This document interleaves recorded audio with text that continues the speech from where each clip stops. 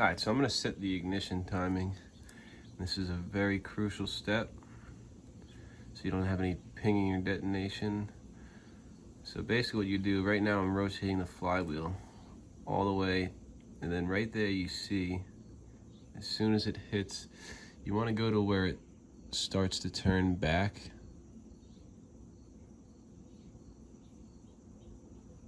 And like right there, so I'm just gonna zero this out. Like that's pretty damn close. So I'm just zeroing out my gauge. So what happens is I'm hitting top dead center right there, and you can see it starts to move back. And the spec on this is 0.21 millimeters. So you go down to 80, because that's 20, down to 79. Right there, that's 0.21 degrees before top dead center. And then what you do is this is your timing mark right there. And if you look underneath, there should be a line right there. That has to align with this. So if it doesn't, just get that to align with that, and then you can set your stator in place for good. Alright, now that I got the stator all set in place and the ignition timing correct, 0.21 millimeters before top dead center, I'm going to torque this flywheel down to 35 foot-pounds, the spec in the manual. And that's it for the stator side. I got the clutch cable in, I got the stator tightened down, I got the flywheel tightened down, the ignition timing's correct, and then I'm gonna throw on my carbon fiber stator cover, kind of one of the parts I splurged for on this build to give it sort of a factory look, even though it's a stock engine. And I'm just going around, snugging up all these bolts. Same thing for everything. You always just want to do a crisscross pattern. And these are just stator cover bolts. This is actually dry. There's no oil or anything wet on this side. There shouldn't be. But, otherwise you'd probably have some major problems. But just snugging this up. The torque spec is very low on this. It's 7 foot-pounds, 84, 86 inches, I don't know, something along that line, so you know what I mean. Just always remember, you're putting steel bolts into aluminum threads, so any over tightening is going to strip them out, and we don't want that, not at this stage in the project. Okay, so because I'm running an aftermarket head right now, you need to do what's called a squish band clearance.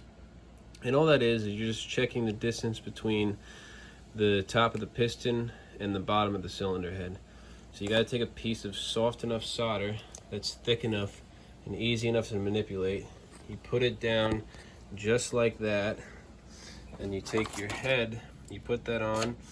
You don't have to put the O-rings on, but you bolt that down to the torque spec, and then you just rock the piston. Okay, so because I'm running an aftermarket head right now, you need to do what's called a squish band clearance. And all that is you're just checking the distance between the top of the piston and the bottom of the cylinder head.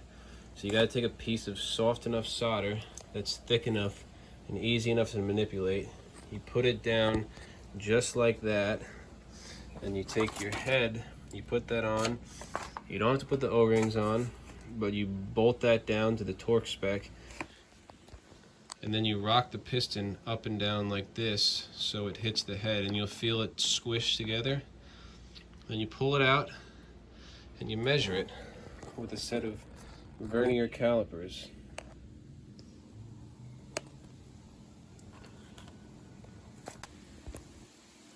So if you look right there, you can kind of see that that's the part that got squished.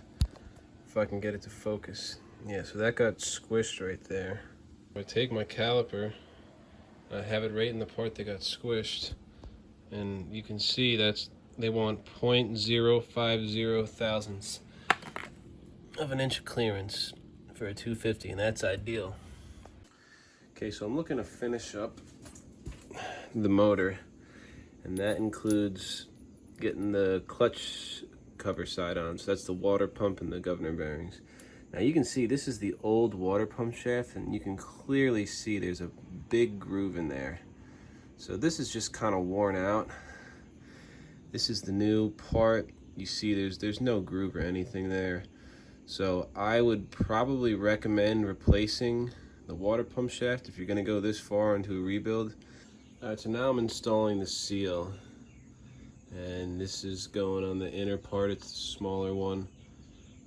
So you just take this has the lettering on it. That's going to go outwards towards the outside of the engine. Put a little grease around it. A 16mm socket fits on the outside of it. And you're just going to press it into place and tap it down to seal it. Okay, we're just going to tap this into place, make sure it's nice and flush.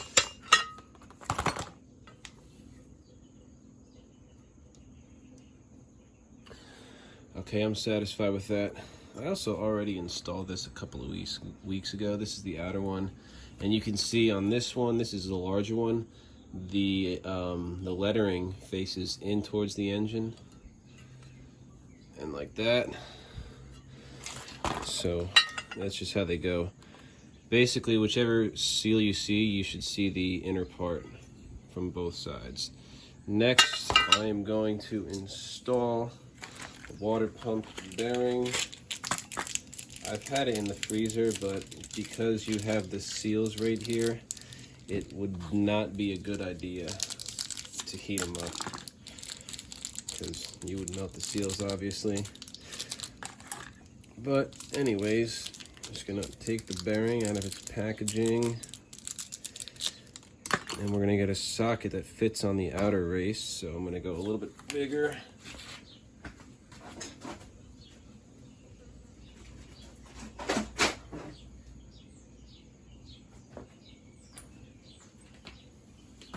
Using a 19mm socket.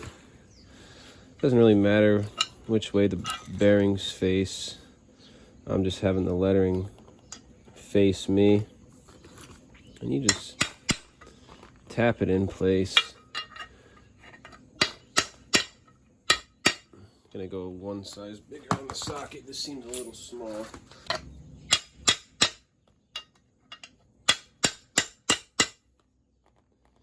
And once, like any other bearing, once you hear a change in the pitch, or change in the pitch of the tone, like that, it's seated. So then you're just going to take your new water pump shaft right here, and once again, just for comparison, you can clearly see why we're replacing this. You just slide it through there, and then you flip it over.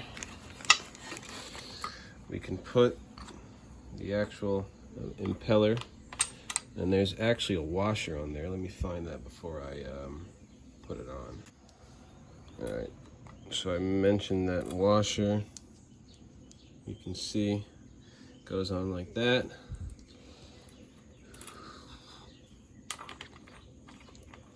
Put this on the back side. Thread that on for now. We'll torque it down later.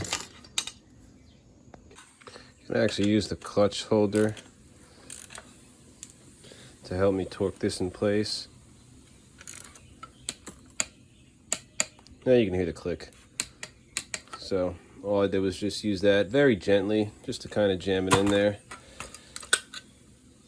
And as you can see, there's obviously no damage to the gears or anything, so that's good on there. That's tightened down to 10 foot-pounds of torque. And then I'm going to put the power valve linkage in here, because this is what the governor sits on. Alright, then you just take this, you're going to slide that all the way in.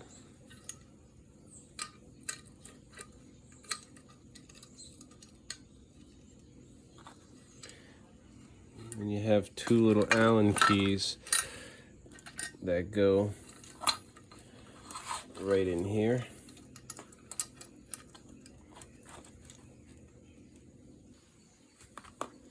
So you slide the shaft in and you just put this into place.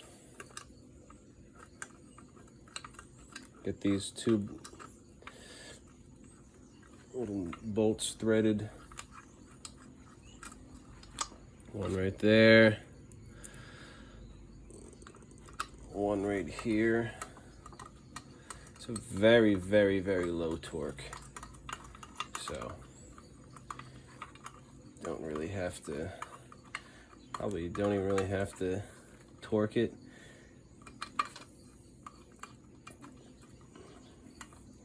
Just get it started, finish it off with a ratchet.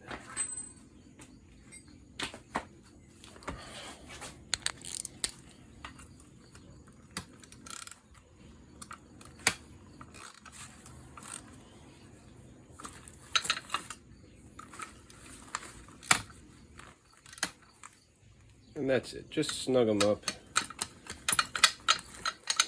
Don't engage turbo retard strength, because this piece right here, if you strip that out, it's probably A, it's probably expensive, and B, they might not even be able to ship that to you for 5 to 10 days, depending on which site you're ordering it from.